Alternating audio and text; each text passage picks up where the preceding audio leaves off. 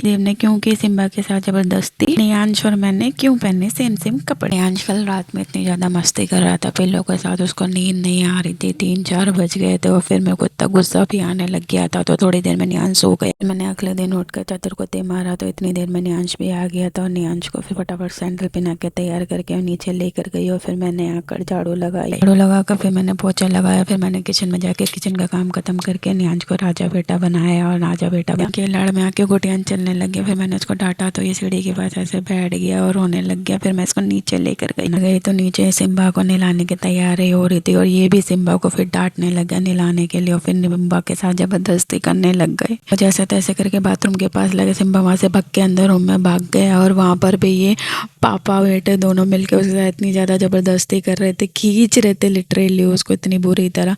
फिर वो थोड़ी ही देर में आगे की साइड और फिर उसको नहलाने के कर गए और फिर मैं भी नहाने चली गई और फिर मैं नहाकर आई पूरी तैयार होकर।